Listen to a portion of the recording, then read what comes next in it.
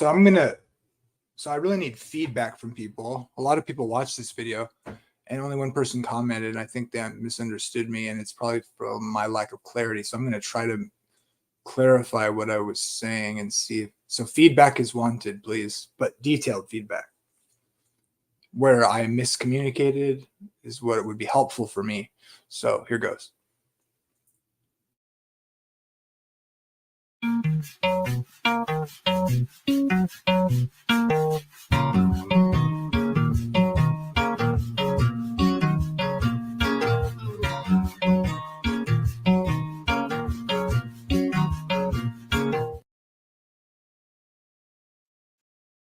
wanted to point this out about the Rogue Calvinist. He's just being honest with his theology. And this seems like it gets passed over. I just want to point this out. Look, if total depravity ultimately is not people's inability to be righteous, and it's really just the inability to believe the truth of the doctrines of grace, that you're totally depraved, and that God must regenerate you before faith, if you deny that, you're denying the very thing which regeneration is, according to that position. So the idea that Rogue Calvinists would hint at, or it's like he's something inside of him isn't wanting him to just plainly come out and say it. Warren McGrew is a unregenerate heretic at all, at every turn, is probably evidence that he is a Christian and fighting what may be wrong doctrine.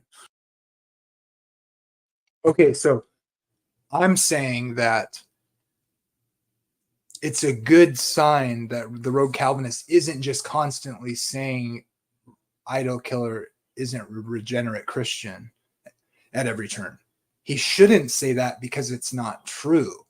Warren is a Christian. He's a good example of it, what a Christian looks like.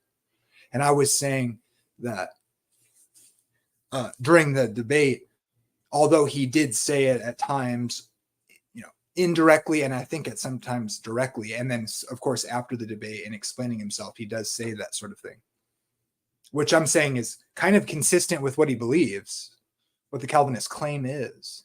In other words, the Calvinist claim seems to be, when all pushing and shoving comes to the forward, like when you see idol killer debate Matt Slick, it's like people, well, it's not that people are totally depraved, they can't do anything righteous or anything. It's like, no, it's really they have a total inability to believe that which the Calvinists say is specifically the gospel, which is in the Ordo Salutis requires that God regenerates you in order for you to be able to believe those spiritual truths.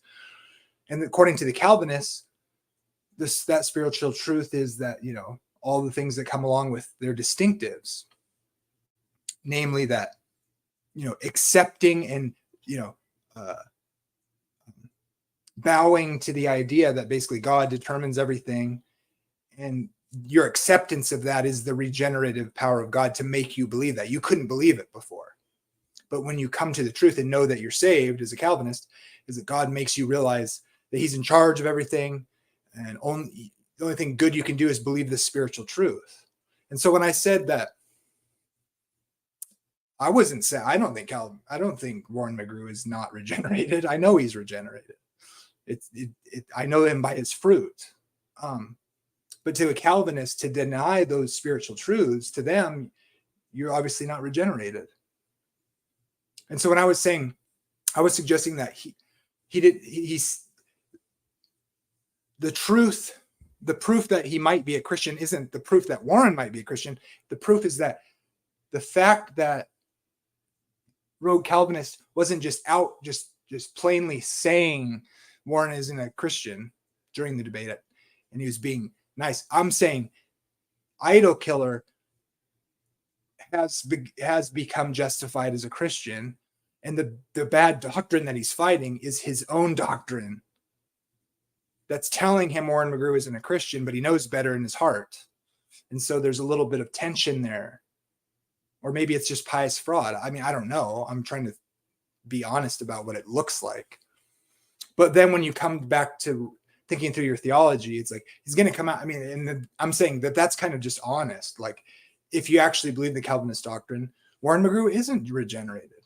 like logically speaking, according to what Calvinists end up saying their doctrines mean. Like when you push them in a corner, regeneration really comes down to, well, it's not that you can't do moral things that are good. It's not that you can't believe stuff and think stuff through. It's that God has to make you believe their distinct doctrines. So it's like, I don't see logically when push comes to shove, why a Calvinist would honestly think a non-Calvinist who doesn't affirm the distinctives of the doctrines of grace, i.e.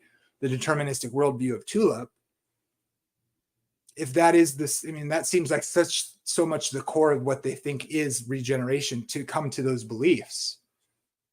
And that's the work of God in regeneration prior to faith that must occur in order for you to be a Christian.